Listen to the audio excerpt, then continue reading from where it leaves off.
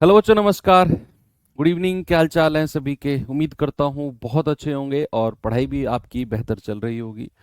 तो चलिए भाई, टाइम हो चुका है क्लास का और शुरू करते हैं अपनी क्लास। बच्चे, आज हम लोग अपने इस चैप्टर को एंड करेंगे। ज्योमेट्री हमारा चैप्टर चल रहा है और दो टॉपिक आपके बचे हुए हैं। एक तो सेंटर्स, है ना, और एक कुछ सर्किल की प्रॉपर्टीज आपकी बची हुई हैं कि कुछ फिक्स प्रॉपर्टी आपको मैं लिखवाऊंगा, 5 7 10 प्रॉपर्टीज, है ना। उनके ऊपर क्वेश्चंस प्रैक्टिस होंगे भी, लेकिन क्वेश्चन से ज्यादा वो प्रॉपर्टीज का पता होना आपको जरूरी है, क्योंकि डायरेक्ट सवाल उन्हीं प्रॉपर्टीज से बनते हैं। तो 8 7 8 प्रॉपर्टीज वो हैं, वो और plus centre of the circles, आपका इतना पार्ट सफिशिएंट है आपके एग्जाम के लिए, ठीक है। तो चलिए, बाकी करते हैं शुरू अपनी क्लास को और ज़्यादा टाइम ना लेते हुए। कल एक होमवर्क दिया था मैंने आपको, कोई बताएगा इसका जवाब क्या था? बताएंगे एक बार? सवाल था भाई, चक्रीय चतुर्भुज है, साइक्लिक क्वाड्रिलेटरल है, ए बी सी डी का कोण ए ज्ञात कीजिए, जबकि angle A equals to 2x-1। देखो, कल मैंने आपको बताया था कि कोई भी साइक्लिक क्वाड्रिलेटरल अगर है वो इस तरीके से रिप्रेजेंट होता है, इस तरीके से। ये एंगल ए, ये बी, ये सी और ये डी। मैंने आपको बताया था कि साइक्लिक क्वाड्रिलेटरल यानी कि सर्कल के अंदर अगर कोई चतुर्भुज है तो उसके अपोजिट एंगल्स का जो सम होता है वो बच्चे कितना होता है? 180 डिग्री होता है ना। चलिए, तो यहां अगर मैं आपसे कहूं एंगल ए कितना है, आप कहेंगे कि सर एंगल ए है 2x-1, 2x-1। एंगल बी कितना है? आप कहेंगे एंगल बी है y+5। एंगल सी कितना है? 2y+15। और एंगल डी कितना है? 4x-7। मैंने आपको एक बात कही थी कि जो अपोजिट एंगल्स का सम होता है वो 180 डिग्री होता है, ठीक है। तो क्या मैं अपोजिट एंगल्स का सम अगर आपसे पूछूंगा तो 2x-1 plus 2y+15 equals to 180 degree कह सकते हैं? तो यहां से 2 और ब्रैकेट में x+y, या थोड़ा सा एक स्टेप और लिख लेते हैं, 2x+2y, और 15 में से 1 गया 14 बराबर 180 डिग्री। तो यहां से 2 कॉमन आ जाएगा, x+y ब्रैकेट में रहेगा और ये 14 उधर जाकर 180 में से माइनस हो जाएगा। तो क्या ये 166 बचेगा? और 2 से कटेगा तो 2 अट्ठे 16, 2 तिया 6। यानी कि हम कह सकते हैं कि x+y कितना है? 83 डिग्री। ये x+y है कितना बचे? 83 डिग्री। अभी तो हमने इन तरह से किया है, इन तरह। अभी अगर मैं ऐसे क्रॉस में भी कहूंगा तो भी हम ये कहेंगे कि भैया इनका योग भी 180 होगा। 4x-7 प्लस y+5 कितना है? 180 डिग्री। तो यहां से ये हो जाएगा 4x+y, और -7 + 5 होता है -2 बराबर 180 डिग्री। तो यहां से 4x+y बराबर क्या है? ये अगर मैं उधर ले जाऊं तो 182। ये हमारा दूसरा समीकरण बना। इन दोनों को हमने सॉल्व करना है। देखो, आप या तो किसी एक की वैल्यू यहां से निकाल कर यहां रख दो, या तो आप ऐसा करो कि किसी एक की वैल्यू यहां से निकालो, y बराबर 83 - x, और यहां पर रख दो, तब भी कोई दिक्कत नहीं है। यहां से किसी की वैल्यू निकालो, वहां रख दो, तब भी कोई दिक्कत नहीं है ना। या फिर आप ऐसा करो कि ये 4x है, इसको 4x बना लो गुणा करके, ऐसे भी जरूरत नहीं है, आप ऐसा कर सकते हो, y बराबर 83 - x, है ना, यहां से। और फिर यहां पर हम y की वैल्यू रख देंगे, तो 4x प्लस y की जगह क्या रखेंगे? 83 - x बराबर, अच्छा हमें तो x की वैल्यू चाहिए थी ना। हाँ ठीक तो है, 83 - x, 4x प्लस 83 - x बराबर कितना है? 182।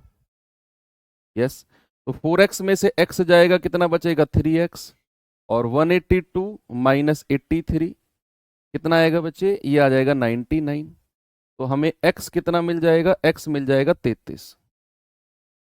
x कितना मिल जाएगा, x मिल जाएगा हमें 33। हमसे क्या पूछा है, एंगल ए बताओ। एंगल ए कितना है बच्चे, एंगल ए है 2x माइनस 1, यानी कि 2 गुणा 33 माइनस 1, ये हो जाएगा 66 माइनस 1। और आप कहेंगे सर एंगल ए है हमारा 65 डिग्री। ऑप्शन नंबर ए बिल्कुल सही जवाब है। तो यहां से एक प्रॉपर्टी हमने देखी कि कोई भी चक्रीय चतुर्भुज है, कोई भी साइक्लिक क्वाड्रिलेटरल अगर है किसी भी सर्किल के अंदर, ये प्रॉपर्टीज है, इन्हें लिखते जाएंगे, अब ये बहुत इंपॉर्टेंट है। ये अगर चक्रीय चतुर्भुज है जो सर्किल के कौन, जिसके कोने सर्किल की पेरीफेरी पर टच होने चाहिए। अगर मैं आपसे कहूं क्या ये चक्रीय चतुर्भुज है, नहीं, इसके सारे जो कॉर्नर्स है ना वो टच होने चाहिए सर्किल के सरकमफ्रेंस पर, तो वो चक्रीय चतुर्भुज है। वो ऐसे भी हो सकता है, मान लो अगर मैं कोई ऐसा चतुर्भुज बना दूं, ये क्या ये चक्रीय चतुर्भुज है, यस सर बिल्कुल है, क्योंकि इसके भी चारों कोने हमारे सर्किल की पेरीफेरी पर टच हो रहे हैं, तो ये भी चक्रीय चतुर्भुज है। तो इसके अपोजिट एंगल्स का जो सम होता है ना, angle A plus angle C बराबर कितना होगा, 180 डिग्री। या फिर अगर मैं कहूं कि angle B plus angle D बराबर क्या होगा, 180 डिग्री, 180 डिग्री, ऐसे भी हम कह सकते हैं। ठीक है, चलो ये तो कल का हमारा होमवर्क क्वेश्चन था। अब थोड़ा सा पढ़ते हैं सेंटर ऑफ ट्राइंगल्स। क्या पढ़ते हैं बच्चे, सेंटर ऑफ ट्राइंगल्स।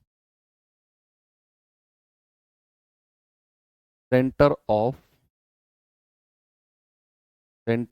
ट्राइंगल्स।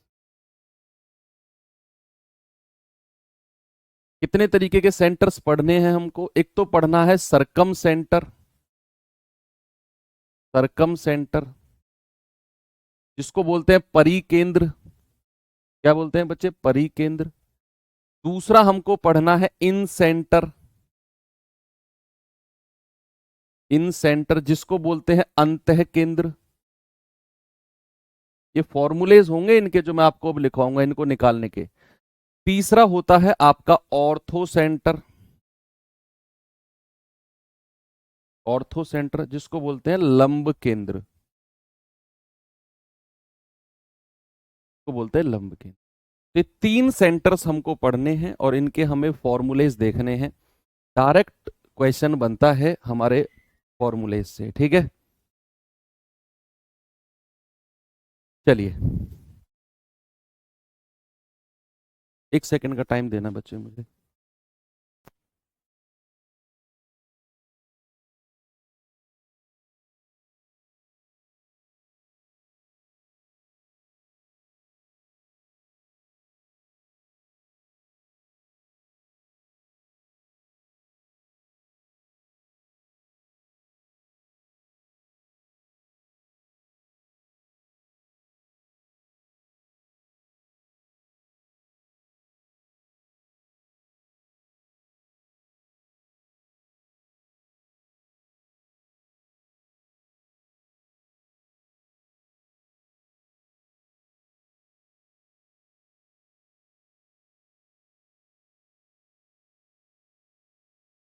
चलिए भाई, हाँ ये होता है, ठीक है।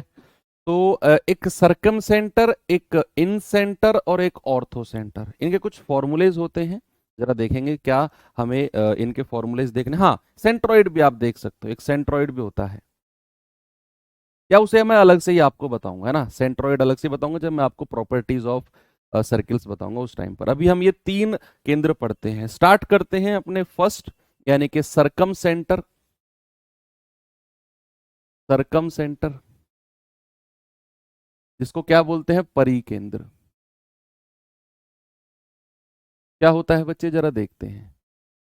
भाई किसी भी ट्रायंगल का परिकेंद्र, मैंने आपको थोड़ा सा मेंसुरेशन में भी आइडिया दिया था कि किसी भी ट्रायंगल, मान लो सपोज मैंने ये कोई ट्रायंगल बनाया और मैं इसके ना एक बाहर की तरफ सर्कल बनाता हूं जो इसके तीनों कोनों को टच करता है, दैट इज कॉल्ड सरकम सेंटर, परिकेंद्र, है ना। किसी भी त्रिभुज के बाहर अगर कोई सर्कल बनता है तो उसको कहते हैं आपका सरकम सर्कल। इसको क्या बोलते हैं, सरकम सर्कल। और इस सर्कल का कोई केंद्र भी होगा, भाई कोई इसका जरूरी सी बात है सेंटर भी होगा, जो बाहर की तरफ सर्कल है, और जो सेंटर इसका होगा उसी को हम कहेंगे सरकम सेंटर। ठीक है। अब ये जो पॉइंट है, इस पॉइंट से इस पॉइंट की दूरी क्या होगी बच्चे, यहां से यहां की दूरी अगर मैं कहूंगा, आप कहेंगे सर ये त्रिज्या यानी कि रेडियस होगी। क्या ये भी हमारी रेडियस होगी, दोनों रेडियस हैं। अगर मैं इसको भी मिला दूं तो क्या ये भी रेडियस है, यस, तीनों रेडियस हैं, यानी कि तीनों कोनों से भैया बराबर इक्वी डिस्टेंट है ये। दूसरा, अगर मैं इसको एक डेफिनेशन की फॉर्म में आपको लिख कर दूं, इसको एक डेफिनेशन की फॉर्म में लिख कर दूं, तो जो हमारे परपेंडिकुलर बाइसेक्टर्स होते हैं ना, जो हमारे परपेंडिकुलर बाइसेक्टर्स होते हैं, वो जब एक जगह पे मिलते हैं, परपेंडिकुलर बाइसेक्टर्स यानी कि इसको अगर मैं यहां पर मिलाता हूं, परपेंडिकुलर बाइसेक्टर्स को, जो इस केंद्र से यहां पर ऐसे डालता है, इसको मैं यहां पर मिलाता हूं, ये वाला परपेंडिकुलर बाइसेक्टर लंब द्विभाजक, और इसको यहां पे मिलाता हूं, तो परपेंडिकुलर बाइसेक्टर्स यानी कि लंब द्विभाजक जिस पॉइंट पर मिलेंगे वही हमारा सरकम सेंटर होगा। लंब द्विभाजक यानी कि हमारे, आप लिख सकते हो, a point at which the perpendicular bisectors meet, a point at which all three perpendicular bisectors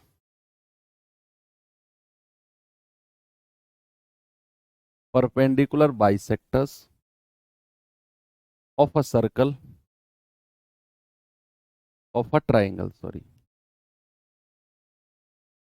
meets, क्या होता है वो हमारा, वही हमारा सरकम सेंटर होता है, वही हमारा परिकेंद्र होता है। हिंदी वाले बच्चे लिख सकते हैं कि एक ऐसा बिंदु जहां किसी त्रिभुज के तीनों लंब द्विभाजक मिलते हैं, एक ऐसा बिंदु जहां किसी भी त्रिभुज के तीनों लंब द्विभाजक परपेंडिकुलर बाइसेक्टर मिलते हैं, उसी को ही हम परिकेंद्र यानी कि सरकम सेंटर कहते हैं। अब इसका एक प्रॉपर्टी है, इसका एक रूल है, ज्यादा डीप में हम इसके में नहीं जाएंगे। इसका रूल क्या है बच्चे, जरा देखेंगे। मान लो ये कोई ट्राइंगल है, ठीक है, इसका ये कोई, ये मान लो मैंने बोल दिया ए बी सी है। अब इसका ये मैंने कहा कि ये इसका सरकम सेंटर है, इसका एक सरकम सेंटर है, इसको मान लेते हैं ओ। ओ क्या है, सरकम सेंटर। तो भैया जो हमारा एंगल बी ओ सी होगा ना, जो एंगल बी ओ सी होगा, ये वाला मान लो इसको थीटा बोलेंगे, एंगल बी ओ सी जो होगा ना, वो एंगल ए का डबल होगा।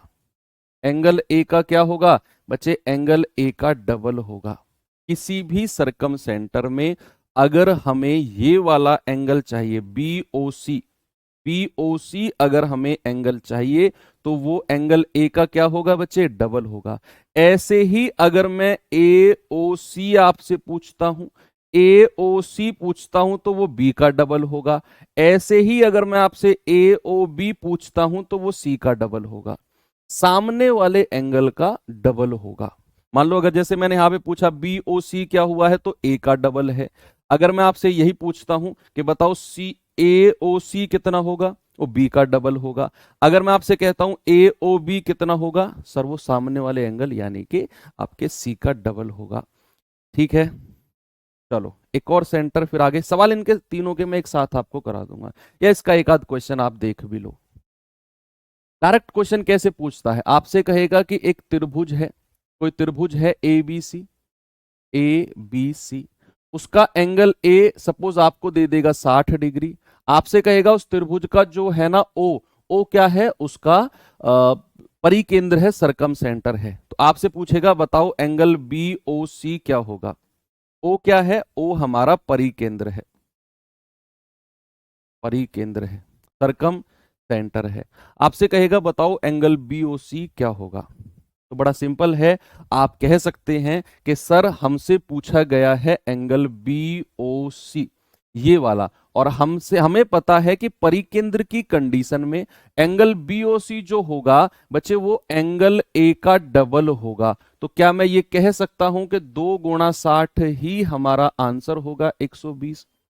तो एंगल बीओसी कितना हो गया? आप कहेंगे सर एंगल बीओसी है हमारा 120 डिग्री। बच्चे अगर मैं इसी क्वेश्चन में आपसे एक और चीज पूछने लग जाऊं कि बताओ एंगल ओ बी सी कितना होगा, ये और चीज पूछी जा सकती है कि एंगल ओ बी सी ये वाला एंगल कितना है, क्या आप मुझे बता सकते हो? एंगल ओ बी सी कितना होगा, ये बात जरा बताओ मुझे। What is angle O B C? देखेंगे जरा, कोई बताएगा क्या?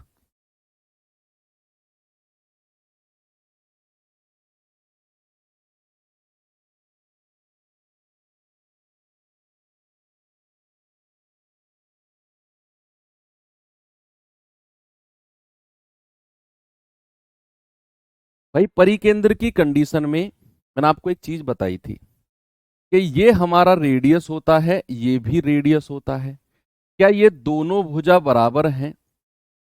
और ये एंगल हम 120 डिग्री निकाल चुके हैं। अगर ये दोनों भुजा बराबर हैं तो क्या ये दोनों एंगल्स हमारे बराबर होंगे कि नहीं? भाई आइसोसेलेस ट्राइंगल, क्या बोला मैंने? Isosceles triangle. तो क्या मैं ये कह सकता हूं कि इन तीनों एंगल्स का सम 120 प्लस थीटा प्लस थीटा बराबर 180 डिग्री होगा? तो यहां से 2 थीटा बराबर कितना होगा? 120 उधर जाकर घटेगा सर 60 डिग्री, तो थीटा कितना हो जाएगा? 60/2। यानी कि हम कह देंगे कि सर ये हो जाएगा 30 डिग्री। तो एंगल ओ बी सी कितना हो जाएगा? एंगल ओ बी सी हमारा 30 डिग्री हो जाएगा। ठीक है, कोई प्रॉब्लम इसमें किसी को नहीं है। बहुत सारे बच्चे आंसर भी दे रहे हैं मुझे। चलिए चलते हैं, अभी सवाल भी है, अभी तो मैंने जस्ट आपको कॉन्सेप्ट एक्सप्लेन किया है। आते हैं अपने अगले पॉइंट पर जिसका नाम है इन सेंटर। इन सेंटर यानी कि अंतः केंद्र। अंतः केंद्र, ठीक है। अंतः केंद्र क्या होता है? इन सेंटर अ पॉइंट वेयर, आप लिखेंगे इंग्लिश वाले बच्चे, हिंदी वालों को मैं डिक्टेट कर दूंगा। A point where all 3 angle bisectors, angle bisectors meets. एक बिंदु जहां एक त्रिभुज के तीनों कोण द्विभाजक मिलते हैं। एंगल बाइसेक्टर के बारे में हमने पढ़ा भी था कि मान लो ये कोई एंगल है, अगर मैं एक लाइन खींच देता हूं और ये सपोज मैंने कहा ये एंगल बाइसेक्टर है, तो ये थीटा और ये थीटा, यानी कि एक लाइन जो किसी भी कोण को 2 बराबर डिग्री में बांटती है उसी को ही एंगल द्विभाजक कहते हैं। तो एक पॉइंट जिस पर तीनों एंगल बाइसेक्टर यानी कि कोण द्विभाजक मिलते हैं। अब इन सेंटर के बारे में भी हमने थोड़ा सा मेंसुरेशन में जिक्र किया था कि भैया अगर किसी भी त्रिभुज के अंदर मैं कोई सर्किल बना देता हूं, किसी भी त्रिभुज के अंदर सर्किल बना देता हूं, तो उस सर्किल का कोई केंद्र होगा। यस, क्या ये जो सर्किल का केंद्र है ये तीनों यहां से और यहां से बराबर दूरी पर होगा? भाई तभी तो ये रेडियस होंगी, ये भी रेडियस, ये भी रेडियस, ये भी रेडियस, त्रिज्या, है ना। तो एक ऐसा पॉइंट जो त्रिभुज की तीनों भुजाओं से समान दूरी पर है, a point which is equidistant, a point which is equidistant from all 3 sides of a triangle is called in centre. एक बिंदु जो त्रिभुज की तीनों भुजाओं से बराबर दूरी पर स्थित है वही अंतः केंद्र यानी कि इन सेंटर है। ये एंगल बाइसेक्टर भी होगा, यानी कि इस एंगल को बाइसेक्ट भी करेगा, इस एंगल को। अब आप कहेंगे सर इसमें और पिछले वाले में क्या अंतर था? वो परपेंडिकुलर था, वो परपेंडिकुलर था, ये परपेंडिकुलर नहीं है, इक्विडिस्टेंट है ये, है ना। अब इसकी एक प्रॉपर्टी होती है बच्चे, क्या प्रॉपर्टी है इन सेंटर की, जरा देखेंगे। मैंने यहां पर कोई त्रिभुज बनाया, कोई त्रिभुज बनाया, मैंने कहा आई इसका इन सेंटर है और त्रिभुज है हमारा ए बी और सी। आपका जो एंगल बी आई सी होगा ना, एंगल बी आई सी जो होगा बच्चे, वो होगा 90 डिग्री प्लस a/2। ये फॉर्मूला है, आप इसे ध्यान में रखेंगे कि बी आई सी जो होगा वो एंगल का मान होगा 90 प्लस और a/2, 90 प्लस a/2। ठीक है, वेरी गुड। एक होता है आपका एक्स सेंटर, जिसको बोलते हैं अधिकेंद्र भी जिसको बोलते हैं, बाह्य केंद्र भी जिसको बोल देते हैं। ये तो इसका इन सेंटर हो गया। एक इसका देखो, मैंने आपको बताया ये लाइन क्या है, ये इसको दो बराबर हिस्सों में बांट रही है। ये लाइन क्या है, इसको दो बराबर हिस्सों में बांट रही है। एक इसका एक्स सेंटर भी होता है, वो भी देख लीजिए, हालांकि जरूरत नहीं है फिर भी देख लीजिए कि मान लो मैंने कोई त्रिभुज बनाया, ये बनाया ए, ये बनाया बी, ये बनाया सी। मैं इस लाइन को एक्सटेंड कर देता हूं, इस लाइन को एक्सटेंड कर देता हूं, और इसका मैं एंगल बाइसेक्टर लेता हूं, कोई लाइन इसका बाह्य बाहर वाले का मैं ले रहा हूं, इसका एंगल बाइसेक्टर इस पॉइंट पर मिलते हैं सपोज, और इसको मैं मान लिया मैंने एक्स। तो जो आपका एंगल बी एक्स सी होगा ना, ये इसका एक्स सेंटर होगा। क्या होगा, एक्स सेंटर। अधिकेंद्र भी जिसको बोल दिया जाता है या बाह्य केंद्र भी जिसको बोल दिया जाता है। तो यहां अगर मुझे एंगल बी एक्स सी बताना है बच्चे, वो होता है 90 minus angle a/2, 90 minus angle a/2। बस अगर आपसे एक्स सेंटर के बारे में बात करेगा तो वो 90 माइनस a/2 होगा, और अगर आपसे इन सेंटर के बारे में बात करेगा यानी कि अंतः केंद्र के बारे में बात करेगा तो आप कह देंगे सर 90 प्लस a/2। दो चीज आपने इसमें ध्यान रखनी है। चलिए एक तीसरा और है, उसे और देख लेते हैं। तीसरा क्या है, ऑर्थो सेंटर।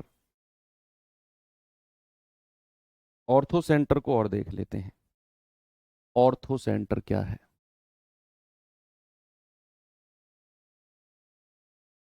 तीनों के ना फॉर्मूले आपको पता होने चाहिए कि अगर मैं सरकम सेंटर की बात करूंगा तो सरकम सेंटर का जो केंद्र वाला एंगल होता है सामने वाले का डबल होता है, उसके सामने वाले का डबल एंगल। सेंटर वाला निकालना है तो सामने वाले का डबल। अगर अंतः केंद्र की यानी कि इन सेंटर की बात करूंगा तो इन सेंटर वाला जो एंगल होगा वो होगा 90 प्लस सामने वाले का आधा यानी कि 90 प्लस a/2। एक्स सेंटर की बात करेगा तो 90 माइनस a/2। ओके, अब आते हैं हम किस पे, ऑर्थो सेंटर यानी कि हमारा लंब केंद्र। लंब केंद्र क्या होता है जरा देखते हैं भाई। जहां पर हमारे ये कोई मैंने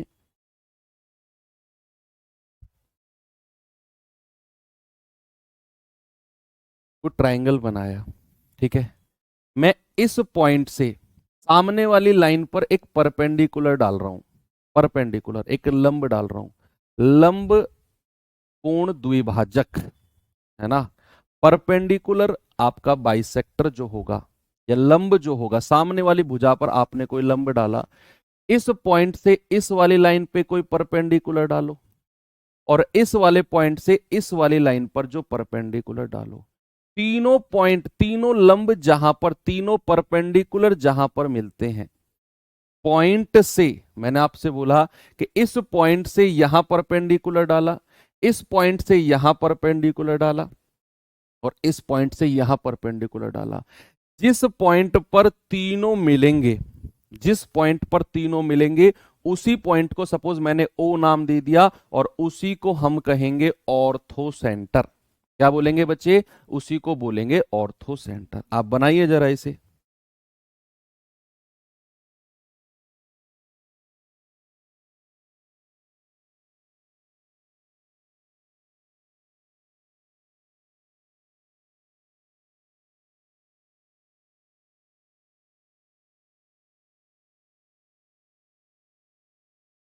बनाया। आप इसे लिख सकते हो intersection point of altitudes, intersection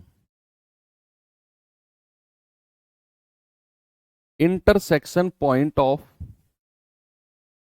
altitudes, intersection point of altitude, यानी कि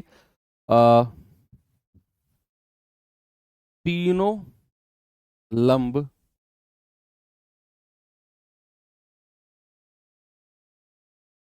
जहां जिस बिंदु पर मिलते हैं, जिस बिंदु पर मिलते हैं, मिलते हैं, उसे ऑर्थो सेंटर कहते हैं, उसे लंब केंद्र कहते हैं, लंब केंद्र कहते हैं। ठीक है, तो ये पॉइंट तो फिक्स हो गया कि हमारा ऑर्थो सेंटर है। अब ऑर्थो सेंटर यानी कि लंब केंद्र की कंडीशन क्या है, फॉर्मूला क्या है, वो भी देख लीजिए कि भाई मैंने यहां पर कोई पॉइंट डाला, ये मैंने कोई पॉइंट डाला और मैंने आपसे बोला कि ये ऑर्थो सेंटर है, ये ट्राइंगल है ABC, ये ऑर्थो सेंटर है। अगर मैं इसके बारे में आपसे बात करूंगा तो मैं आपसे बोलूंगा कि अगर ऑर्थो सेंटर यानी कि एंगल BOC मुझे बताना है तो याद रखना वो 180 डिग्री माइनस एंगल A होता है। क्या होता है? 180 डिग्री माइनस A होता है। यानी कि आप कह सकते हो कि ऑर्थो सेंटर वाला एंगल और सामने वाले एंगल का सम कितना होता है? 180 डिग्री होता है। ठीक है, सामने वाले एंगल का सम और ऑर्थो सेंटर का सम क्या होता है? वो हमारा 180 डिग्री होता है। यानी कि ऑर्थो सेंटर अगर मुझे निकालना है तो ऑर्थो सेंटर आप कहेंगे sir 180 degree minus angle A, तो सामने वाला एंगल हमें माइनस करना पड़ेगा 180 में से, तब जाकर हमारा ऑर्थो सेंटर निकलेगा। तो ये तीनों चीजें हमारी आपने देखी। नहीं बच्चे, एक कह रहा है सर तीनों केंद्र हैं एक ही तो हो सकते हैं, नहीं, इन सेंटर अलग होता है किसी भी ट्रायंगल में। भाई जरूरी थोड़ी है। आप मुझे एक बात बताओ, इन सेंटर के बारे में मैंने क्या बोला कि जो हमारा एंगल बाइसेक्टर होगा, सपोज एंगल बाइसेक्टर कहीं यहां पर मिले, कहीं यहां पर एंगल बाइसेक्टर मिले, तो ये इन सेंटर हो गया। इसी का ही अगर मैं ऑर्थो सेंटर कहूंगा तो भैया ऑर्थो सेंटर मान लो इस पर मैंने ये लंब डाला, इस पर मैंने ये लंब डाला और यहां पर ये डाला, तो इसका ऑर्थो सेंटर यहां होगा। हां बेशक वो आसपास होते हैं लेकिन एक ही पॉइंट पर नहीं होते हैं। एक ट्रायंगल है ऐसा जिस पर एक ही पॉइंट पर हमारा ऑर्थो सेंटर भी होगा, उसी पॉइंट को हम सरकम सेंटर भी कहेंगे और उसी पॉइंट को हम इन सेंटर भी कहेंगे। एक ही त्रिभुज है। ये सवाल भी बनता है, ये सवाल भी बनता है, एक ऐसा त्रिभुज बताओ, ऐसा त्रिभुज बताओ जिसका वही पॉइंट तो आपका ऑर्थो सेंटर हो, लंब केंद्र, वही पॉइंट आपका सरकम सेंटर हो, परिकेंद्र, और वही आपका इन सेंटर हो। एक ऐसा त्रिभुज जिसके लंब केंद्र, परिकेंद्र और अंतः केंद्र, ऑर्थो सेंटर, सरकम सेंटर और इन सेंटर एक ही पॉइंट पर लाई करते हैं बच्चे, वो हमारा त्रिभुज होगा। याद रखना, इक्विलेटरल ट्रायंगल, इक्विलेटरल ट्रायंगल क्या बोलते हैं उसको? समबाहु त्रिभुज। ये सवाल बना है भाई, समबाहु त्रिभुज, एक ऐसा त्रिभुज जिसके ऑर्थो सेंटर, सरकम सेंटर और इन सेंटर एक ही पॉइंट पर मिले, उसको कहते हैं हम क्या? समबाहु त्रिभुज। ठीक है, ओके, चलो इतनी बात आपको क्लियर हुई। अब चलते हैं थोड़ा सा आगे, थोड़ा सा आगे चलते हैं। एक और चीज आप देखो, अगर मैं किसी राइट एंगल ट्रायंगल की बात करता हूं, किसी राइट एंगल ट्रायंगल, मैंने कोई राइट एंगल ट्रायंगल यानी कि समकोण त्रिभुज बनाया। अब समकोण त्रिभुज का जो ऑर्थो सेंटर होगा ना बच्चे, वो इस वाले पॉइंट पर होगा। जो इसका राइट एंगल वाला पॉइंट होगा ना, उसी पर हमारा ऑर्थो सेंटर होगा। ये डायरेक्ट सवाल पूछे गए हैं, इसीलिए मैं अलग से इनको आपको बता रहा हूं कि किसी भी समकोण त्रिभुज का जो लंब केंद्र होगा, जो लंब केंद्र होगा वो उसके 90 डिग्री वाले पॉइंट पर होगा। ठीक है। अगर मैं आपसे कहूं इसका सरकम सेंटर क्या होगा, इस त्रिभुज का सरकम सेंटर होगा हाइपोटेनस का आधा, यानी कि इसका जो परिकेंद्र होता है, इसका परिकेंद्र होता है कर्ण का आधा, कर्ण बटा 2, यानी कि हाइपोटेनस का आधा होता है इसका परिकेंद्र। इन सेंटर इसका होता है, फॉर्मूला होता है a+b-c/2, इन सेंटर का फॉर्मूला होता है ना। इसका इन सेंटर अगर हम बात करेंगे, ये परपेंडिकुलर, ये बेस और ये इसका हाइपोटेनस है। इसका अगर मैं अंतः केंद्र आपसे कहूंगा, अंतः केंद्र, अंतः केंद्र होता है p+b-h/2, ये होता है इसका अंतः केंद्र। तो किसी भी राइट एंगल ट्राइंगल में डायरेक्ट चीजें पूछी जाती हैं, तो उसका जो लंब केंद्र होता है वो 90 डिग्री वाले पॉइंट पर होता है। उसका जो परिकेंद्र होता है वो कर्ण का आधा, यानी कि हाइपोटेनस का हाफ होता है। और अंत केंद्र उसके कहीं बीच में होगा, जिसका फॉर्मूला होता है लंब प्लस आधार माइनस कर्ण बटा 2, p+b-h/2। ठीक है, चलिए अब मैं आपको सवाल की तरफ थोड़ा सा लेकर चलता हूं। देखेंगे बच्चे सवाल को जरा और बताएंगे मुझे इसका जवाब।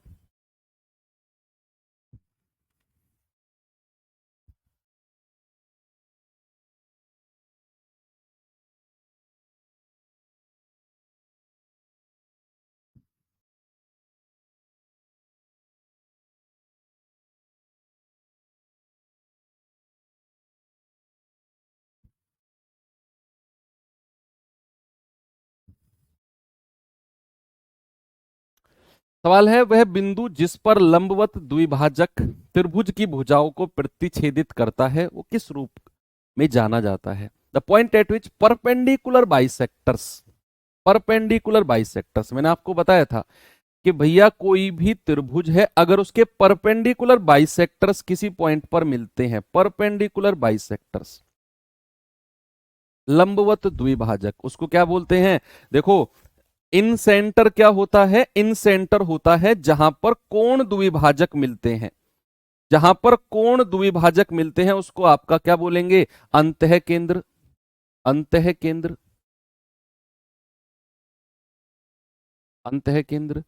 अगर ऑर्थो सेंटर की बात करेंगे तो बच्चे जहां पर हमारे लंब मिलते हैं, जिसको मैंने आपको बोला था, देखो ये देखो,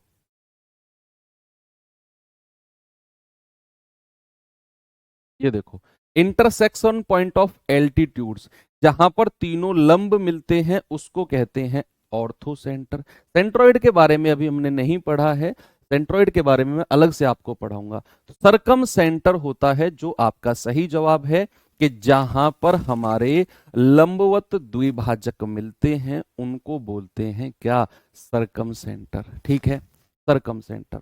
एक बच्चे का डाउट है कि सर सरकम सेंटर में भी लंब द्विभाजक की बात हो रही है, ऑर्थो सेंटर में भी तो वही लंब होता है। बच्चे दोनों देखो, हर चीज में थोड़ा थोड़ा फर्क है, क्या है मैं आपको बताता हूं।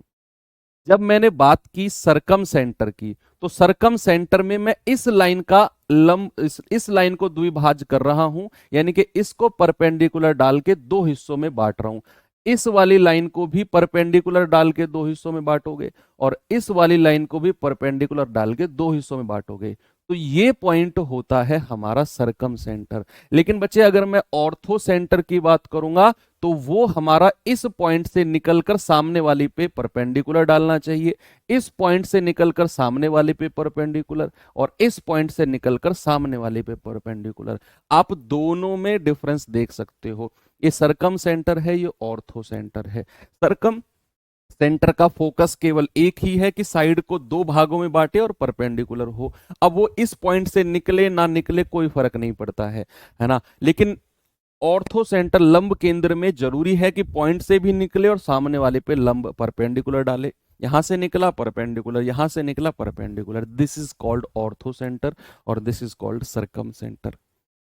ओके, ये सवाल करिए।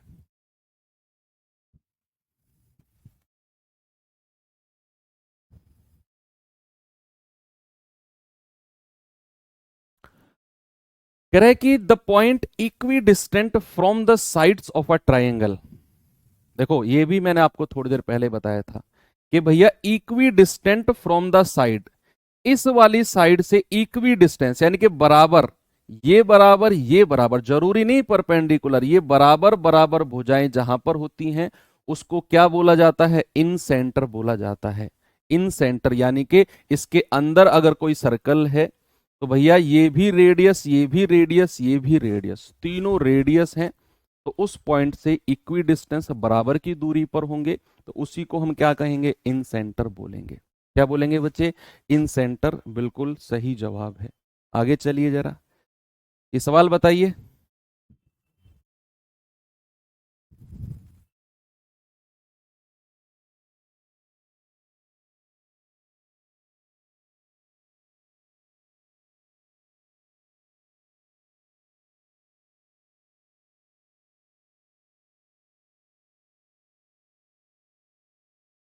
रेंज मीडियन, हाँ स्टैटिस्टिक्स भी कराऊंगा मैं आपको, डोंट वरी, स्टैटिस्टिक्स भी कराएंगे, उसके लिए आप बिल्कुल भी टेंशन ना लो। टीआई भी कराऊंगा, स्टैटिस्टिक्स भी कराऊंगा, कल भी बच्चे आपकी क्लास में कराने वाला हूँ, है ना। कल भी आपकी क्लास होगी, अपने इसी टाइम पर 1 घंटे में करेंगे। ज्योमेट्री का हो सकता है, मुझे लग रहा है कि एक पार्ट बचेगा अभी, तो उसे हम कल कंप्लीट करेंगे। ऐसा नहीं है कि एंड चल रहा है तो मैं ऐसे ही कुछ भी आपको करा के और भाग जाऊं, नहीं, जो भी करा रहा हूं मैं गारंटी ले रहा हूं कि आप उतना कर जाओ, सफिशिएंट है। बहुत बड़ा चैप्टर है ज्योमेट्री, छोटे से पार्ट में समेटना एक अपने आप में चैलेंज है। फिर भी मैं आपको इंपॉर्टेंट इंपॉर्टेंट चीजें जो बन सकती हैं आपके एग्जाम में, जहां से सवाल बनेगा वो चीजें मैं आपको करा रहा हूं। इसके बाद ज्योमेट्री के बाद आपके 2 टॉपिक बचते हैं, एक आपका स्टैटिस्टिक्स जिसमें मीन मोड मीडियन वगैरह आते हैं, और एक आपका डीआई बचता है, ठीक है। तो ये चीजें हम कर लेंगे, डोंट वरी, चाहे हमारे 1-2 क्लास और एक्स्ट्रा हो जाए, मंगल सोमवार मंगल बुध तक भी जाएगा तो हम करेंगे, कोई दिक्कत नहीं है। सवाल करे वह बिंदु जहां त्रिभुज समकोण त्रिभुज के समकोण बनाता है, the point where the triangle form the right angle is the right angle triangle. देखो ये वाला पॉइंट आपसे पूछ रहा है, ये वाला पॉइंट क्या होता है किसी भी समकोण त्रिभुज का, थोड़ी देर पहले तो बताया सर, ऑर्थो सेंटर होता है। क्या होता है, ऑर्थो सेंटर होता है भैया। और इस हाइपोटेनस कर्ण का आधा क्या होता है, सरकम सेंटर होता है। इन सेंटर पूछेगा तो इसके कहीं बीच में ही होगा, इसके कहीं अंदर होगा इन सेंटर, और उसको हम बोलेंगे क्या, उसको हम बोलेंगे P+B-H/2, P+B-H/2। ये सवाल करिए जरा।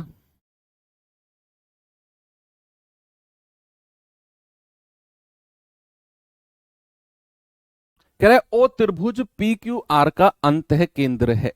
ओ त्रिभुज जो है वो पी क्यू आर का अंतः केंद्र है, अंतः केंद्र यानी कि इन सेंटर।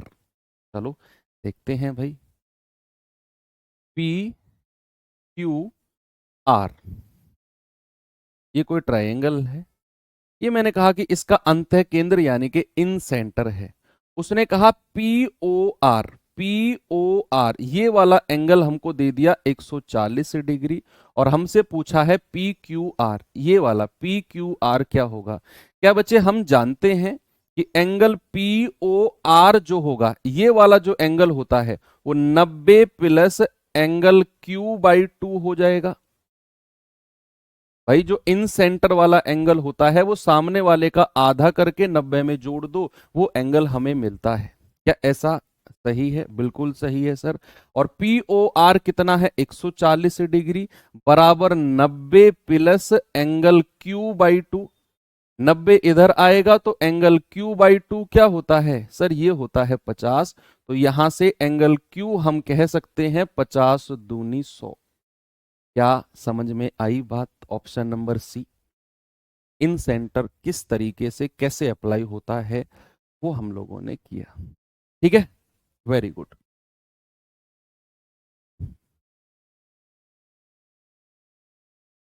प्रैक्टिस सेट के लिए बच्चे आप ऐसा कर सकते हो, सुनो मेरी बात,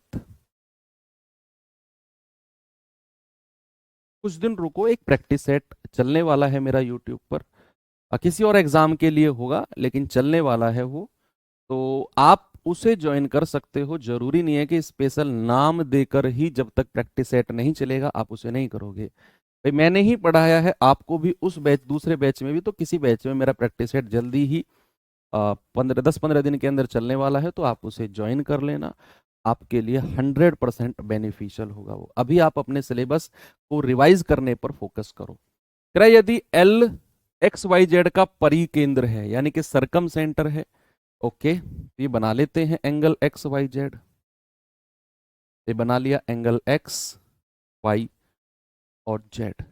उसने कहा एक्स जो है ये 40 डिग्री है और एंगल एल क्या है, ये परिकेंद्र सरकम सेंटर है।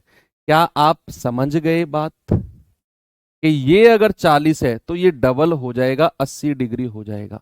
परिकेंद्र में सामने वाले का डबल होता है, सामने वाले का डबल होता है। आपसे उसने बोला है कि वाई जेड एल बताओ कितना होगा, वाई जेड एल। बच्चा ये वाला एंगल आपसे पूछा है, मैंने आपसे ये सवाल कराया अभी थोड़ी देर पहले, क्या ये वाली भुजा इसके बराबर होगी? भाई त्रिज्या होती है ना, रेडियस होती है। मान लो ये कोई मैंने सर्कल बना दिया, क्या इस सर्कल का केंद्र अगर ये है तो ये त्रिज्या नहीं है, दोनों की दोनों, तो ये दोनों त्रिज्या बराबर हैं, तो ये एंगल थीटा, ये वाला भी थीटा। तो क्या मैं कह सकता हूं कि 80 + 2 थीटा बराबर 180 डिग्री? तो यहां से 2 थीटा बराबर कितना हो जाएगा, 80 घटेगा 100 डिग्री। तो हम कह सकते हैं थीटा बराबर हो जाएगा 100/2 यानी कि 50 डिग्री। कितना हो जाएगा बच्चे, 50 डिग्री। ऑप्शन नंबर ए हमारा सही जवाब है। पेपर की कुछ इंफॉर्मेशन है क्या सर? नहीं बचा, मेरे पास नहीं है पेपर की कोई भी इंफॉर्मेशन आपकी।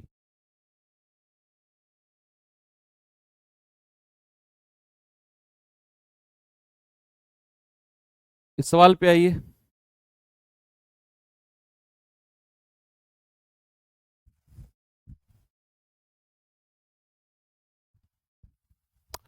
सवाल कर रहा है ए बी सी में एंगल ए 54 है, यदि उस त्रिभुज का अंत्य केंद्र यानी कि इन सेंटर है, कौन है इन सेंटर? आई।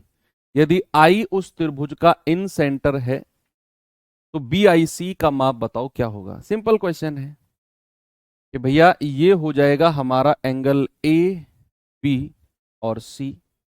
आपसे उसने बोला है कि ये आई जो है इन सेंटर यानी कि अंत्य केंद्र है, तो एंगल बी आई सी क्या होगा? तो बी आई सी होता है 90 plus angle A/2। Angle A कितना दे रखा है, 54। कितना हो जाएगा बच्चे, 90 प्लस और 54/2 यानी कि 27, और 90 + 27 कितना होता है, 117 डिग्री। क्या बात क्लियर है? यस। अगर मैं इसी सवाल में आपसे पूछने लगूं कि इसका एक्स सेंटर क्या होगा, क्या होगा बच्चे, इसका एक्स सेंटर और बता दो मुझे, इसी सवाल का एक्स सेंटर क्या होगा? क्या आप बता सकते हैं कि इसका एक्स सेंटर होता है सर 90 - A/2। इनकेस आपसे एक्स सेंटर पूछेगा तो वो होता है 90 - A/2। ए कितना है, 54, तो हम कहेंगे 90 - 54/2 यानी कि 27, और ये आ जाएगा 63 डिग्री। कितना आएगा बच्चे, एक्स सेंटर अगर आपसे पूछेगा तो आप कहेंगे कि सर वो 63 डिग्री होता है। इन सेंटर कितना है, 117 डिग्री। ठीक है भाई, वेरी गुड। ये सवाल का जवाब दो।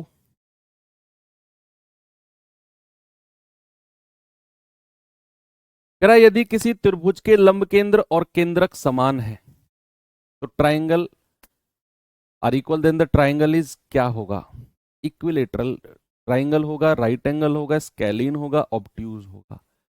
देखो इक्विलेटरल ट्राइंगल ही एक ऐसा ट्राइंगल है जिसके सब केंद्र एक ही पर होते हैं, समबाहु त्रिभुज बिना सोचे समझे, जब भी ऐसा कोई सवाल आए ना, हालांकि हमने सेंट्रोइड पढ़ा नहीं है, लेकिन आपको एक बात पता होनी चाहिए, इक्विलेटरल समबाहु त्रिभुज ही एक ऐसा त्रिभुज है जिसके सारे सारे सारे जो सेंटर होते हैं वो एक ही पॉइंट पर होते हैं। सारे सेंटर जो होते हैं वो एक ही पॉइंट पर होते हैं, चाहे वो सेंट्रोइड की बात करें, चाहे वो परपेंडिकुलर बाइसेक्टर यानी कि सरकम सेंटर की बात करें, चाहे वो इन सेंटर, ऑर्थो सेंटर, सारे के सारे सेंटर उसके एक ही पॉइंट पर होंगे और आपका आंसर हो जाएगा इक्विलेटरल ट्रायंगल होगा सर, समबाहु त्रिभुज होगा। सारे के सारे पॉइंट सारे के सारे सेंटर एक ही केंद्र पर होते हैं समबाहु के। ये बात तो अब आप दिमाग में सेट कर लो। ये सवाल देखिए जरा, क्या करेंगे बच्चे सवाल में, जरा देखेंगे।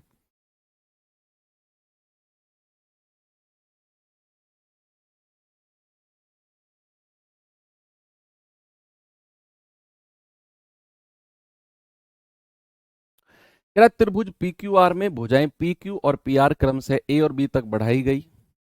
ओके, पी क्यू और आर ट्रायंगल है, कह रहा है पी क्यू और पी आर, ये पी क्यू और पी आर को हमने बढ़ाया ए और बी तक, ये ए है ये बी है, ऐसा उसने बोला है। कह रहा है ए क्यू आर और बी आर क्यू, यानी कि ए क्यू आर और बी आर क्यू के एंगल बाइसेक्टर के समद्विभाजक बिंदु ओ पर प्रतिच्छेदित करते हैं। ये ओ है, समझ गए ये किस सेंटर की बात कर रहा है, किसकी बात कर रहा है, कोई बताएगा मुझे।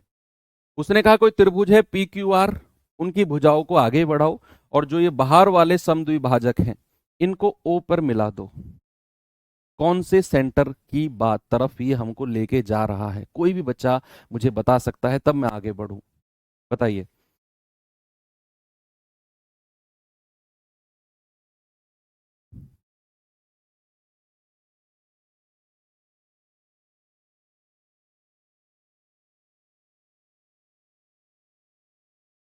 यस, समझ गए बच्चे, सर ये एक्स सेंटर की तरफ ले जा रहा है, एक्स सेंटर की तरफ ले जा रहा है। उसने कहा कि sir Q O R 50 degree है, यानी कि आपको एक्स सेंटर उसने दे दिया और क्यू पी आर आपसे पूछ रहा है। आपको पता है एंगल क्यू ओ आर जो होता है बच्चे वो 90 - P/2 होता है, 90 - एंगल P/2, 90 - एंगल P/2। तो क्यू ओ आर कितना दे रखा है 50 बराबर 90 - एंगल P/2, और एंगल P आपसे पूछ रहा है, क्यू पी आर मतलब यही आपसे एंगल पूछ रहा है। तो ये इधर आ जाएगा P/2 और ये 50 उधर जाकर 90 में से माइनस हो जाएगा, तो P/2 कितना हो जाएगा 40, और यहां से P हम कितना कह देंगे 40 × 2, 80 डिग्री। कितना हो जाएगा बच्चे 80 डिग्री। ऑप्शन नंबर सी हमारा बिल्कुल सही है। ठीक है, ऐसे बड़े बड़े सवाल भी आप आराम से कर लोगे। 3 सेंटर हमने यहां पर पढ़े, कौन कौन से सेंटर थे बच्चे, एक बार रिवाइज करेंगे। हमने पढ़ा सबसे पहले सरकम सेंटर, यानी कि अंतः केंद्र। क्या होता है, सरकम सेंटर का जो एंगल होता है सामने वाले का डबल होता है, मेरे साथ रिवाइज करेंगे। सरकम सेंटर का जो एंगल होता है सामने वाले का डबल होता है, और सरकम सेंटर क्या होता है, जो लंब द्विभाजक परपेंडिकुलर बाइसेक्टर जहां पर मिलते हैं, लंब तीनों भुजाओं के लंब द्विभाजक परपेंडिकुलर बाइसेक्टर मिलते हैं, उसको सरकम सेंटर कहते हैं। साइड हटाओ, अगला लेकर आओ इन सेंटर। इन सेंटर यानी कि अंतः केंद्र। इन सेंटर क्या होता है सर, जहां पर एंगल बाइसेक्टर मिलते हैं, तीनों कोण के द्विभाजक बाइसेक्टर जिस पॉइंट पर मिलेंगे उसको इन सेंटर कहेंगे, और जो वो सेंटर होता है तीनों भुजाओं से बराबर दूरी पर होता है, तीनों भुजाओं से बराबर दूरी पर होता है।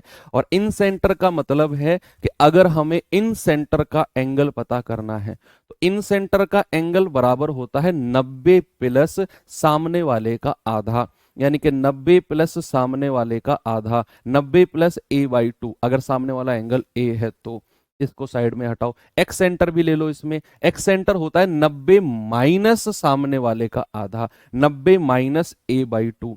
हटाओ, तीसरा लेकर आओ, तीसरा होता है ऑर्थो सेंटर। ऑर्थो सेंटर क्या होता है सर? जहां पर हमारे लंब यानी कि एल्टीट्यूड्स मिलते हैं, पॉइंट से निकलकर सामने वाली भुजा पर परपेंडिकुलर डालते हैं, जहां पर वो मिलते हैं उसको कहते हैं ऑर्थो सेंटर यानी कि लंब केंद्र। और लंब केंद्र की प्रॉपर्टी होती है कि जो लंब केंद्र का एंगल होता है वो सामने वाले को 180 डिग्री में से माइनस कर दो तो हमें ऑर्थो सेंटर मिल जाएगा। तीनों केंद्र बिल्कुल क्रिस्टल क्लियर हो गए। सवाल बनेगा, आप आराम से कर लोगे, चाहे वो थ्योरेटिकल सवाल बने। थ्योरेटिकल बनेगा मतलब पूछ लेगा कि ये केंद्र कौन सा है, वो केंद्र कौन सा है, हमने किए थ्योरेटिकल।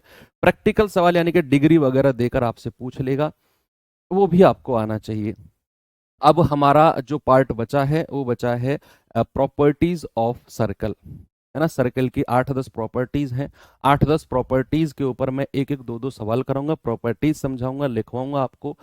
तो ये वाला पार्ट बचा हुआ है। सेंट्रॉइड भी एक छोटा सा पार्ट बचा हुआ है, जहां मीडियन भी हमको देखना है थोड़ा सा कि किसी त्रिभुज की मीडियन होती है, एरिया को दो भागों में बांटती है। सेंट्रॉइड पर मिलती हैं तीनों मीडियंस, उसी को कहते हैं सेंट्रॉइड। किसी सर्कल की तीनों मीडियंस जिस पॉइंट पर मिलती है सेंट्रॉइड होता है। वो सारी बातें हम कल देखेंगे, ठीक है। एरिया को बराबर बराबर हिस्सों में बांटती हैं। फिर कल हम इस पार्ट, कल संडे है, कल आपकी क्लास रहेगी शाम को 6 बजे से ही हम लोग रखेंगे, तो कल ये वाला पार्ट हम एंड कर देंगे। फिर बचेगा हमारा 2 चैप्टर्स बचेंगे, एक मीन मोड मीडियन वाला चैप्टर और एक हमारा डीआई वाला चैप्टर बचेगा। इनको हम नेक्स्ट वीक में 2-3 दिन के अंदर एंड कर देंगे। हो सकता है बच्चा ऐसा कि नेक्स्ट वीक में मुझे आपका टाइम थोड़ा सा मुझे सफल करना पड़े, थोड़ा सा ना मुझे इधर उधर आपका टाइम करना पड़े, लेकिन उसका मतलब ये नहीं है कि मैं कुछ छोड़ दूंगा। क्योंकि ऐसा है कि एक बैच शुरू हुआ था हमारा एसएससी एमटीएस का 15 तारीख से, तो आपके सिलेबस की वजह से उस बैच को मैं पोस्टपोन्ड किए जा रहा था। 5 तारीख से वो बैच शुरू होना था, लेकिन एक वीक उसको और एक्सटेंड किया है। तो मंडे से हो सकता है कि उस बैच में मैं इस टाइम पर क्लास लूँ, लेकिन आपकी क्लास का थोड़ा सा टाइम शिफ्ट कर दूंगा मैं। 3 या 4 दिन का सिलेबस आपका बचा हुआ है, अगर बचा हुआ होगा तो उसे हम उस टाइम पे पैरेलली चलाकर कर लेंगे कंप्लीट। ओके, अगर ऐसा हुआ तो कल मैं आपको इन्फॉर्मेशन दे दूंगा, ठीक है भाई। तो मिलते हैं कल संडे शाम को 6 बजे। थैंक यू, बाय बाय, जय हिंद।